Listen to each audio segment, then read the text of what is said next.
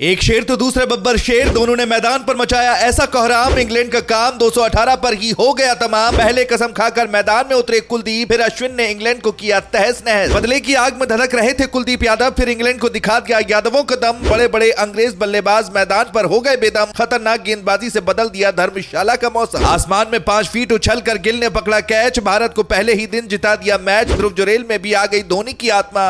1 second के अंदर गिल्लियां उड़ाकर इंग्लैंड को दिया गहरा जख्म। पहले कुलदीप यादव ने अंग्रेज बल्लेबाजों पर मारा पंजाब, फिर रविचंद्रन अश्विन ने इंग्लैंड के बल्लेबाजों पर कसा शिकंजा। एक एक रन इंग्लैंड के बल्लेबाजों को तरसाया। समझो पहले ही दिन भारत को मैच जिताया। धर्मशाला के मैदान पर भारत के गेंदबाजों ने मौसम को इस तरह बदल दिया कि इंग्लैंड को कुछ भी समझ नहीं आया कि आखिर उसके साथ क्या हो रहा है। इंग्लैंड के बल्लेबाज जिस तरह से घूमती हुई गेंदों पर आउट हो रहे थे, उन्हें खुद यकीन नहीं हो रहा था कि वो आउट होकर पवेलियन जा रहे हैं। शुरुआत में कुलदीप यादव ने अपनी जादुई स्पिन से इंग्लैंड के टॉप ऑर्डर को तहस नहस किया और उसके बाद जब बारी रविचंद्रन अश्विन की आई तो उन्होंने मिडिल और निचले क्रम के बल्लेबाजों की बखिया उधेड़ कर रख दी। अपना 100वां मैच खेल रहे रविचंद्रन अश्विन ने घातक गेंदबाजी कर पिछले बल्लेबाजों को पानी पिलाया, तो वहीं अपनी मिस्ट्री स्पिन से कुलदीप यादव ने इंग्लैंड के खिलाफ जमकर कहर बरपाया। इंग्लैंड को लग रहा था कि बेसबॉल स्टाइल से खेलकर वो भारतीय गेंदबाजों पर दबाव बना लेगा और एक बार फिर पहले मैच जैसा माहौल बनाकर सीरीज में आत्मसम्मान वापस कर लेगा, क्योंकि भारत पहले ही मुकाबले में 3-1 से आगे है। इसी उम्मीद में इंग्लैंड ने टॉस जीतने के बाद सबसे पहले बल्लेबाजी की थी। उसको यही लग रहा था कि पहले बल्लेबाजी कर इंग्लैंड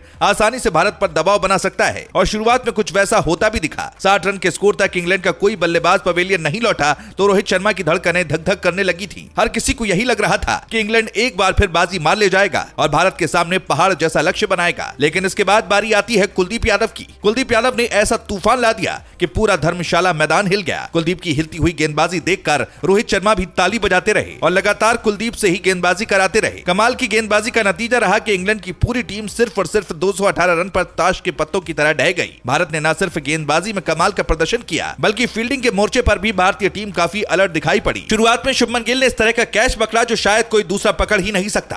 करीब 25 मीटर तक दौड़ने के बाद गिल ने डकेट को आउट किया और भारत को मैच में बढ़त दिला दी। डकेट वो बल्लेबाज हैं जिन्होंने भारत के खिलाफ पहले टेस्ट मैच में जमकर आग उगली थी और उसके बाद उन्होंने कहा था कि यशस्वी जायसवाल उनसे ही खेलना सीख रहे हैं, जिस पर रोहित शर्मा ने तंज कसते हुए कहा था कि उन्होंने शायद ऋषभ पंत को खेलते हुए नहीं देखा, नहीं तो वो ऐसी बातें नहीं करते। उसी डकेट को कुलदीप यादव ने अपने जाल में फंसाकर आउट किया। मजे की बात यह रही कि कुलदीप की गेंद पर जैसे ही डकेट बड़ा शॉट लगाना चाहते थे, हवा में उछलकर शुभमन गिल ने जबरदस्त कैच पकड़ते हुए उन्हें पवेलियन की राह दिखा दी। इतना ही नहीं, रन रोकने के मामले में भी भारतीय फील्डरों ने कमाल की फील्डिंग की और इंग्लैंड के बल्लेबाजों को एक एक रन लेने के लिए तरसा दिया। पिछले मैच में ध्रुव जुरेल की काफी चर्चा हो रही थी, लेकिन इस मुकाबले में भी उन्होंने अपना कमाल शुरू कर दिया और ऐसा स्टंप आउट किया कि हर कोई धोनी को याद करने लगा। जॉनी ब्रेस्टो को कुलदीप यादव ने अपने जाल में फंसाया था। वो आगे बढ़कर छक्का लगाना चाह रहे थे, लेकिन वो पीछे मुड़कर अपना बल्ला क्रीज में वापस रख पाते उससे पहले ही जुरेल ने उनको स्टंप आउट करते हुए पवेलियन की राह दिखा दी। 1 सेकंड से भी कम वक्त में उन्होंने ऐसा किया। भारत पहले ही इस सीरीज में 3-1 से आगे चल रहा है और जिस तरह से अब भारत ने पहली पारी में जबरदस्त प्रदर्शन किया है, उसे देखते हुए उम्मीद की जा रही है कि तीसरे दिन के आसपास ही खेल खत्म हो जाएगा और भारतीय टीम इंग्लैंड को 4-1 से हराकर वापस देश भेजेगी। दोस्तों, भारत के गेंदबाजों के शानदार प्रदर्शन पर आप क्या कहना चाहेंगे, कमेंट में बताएं।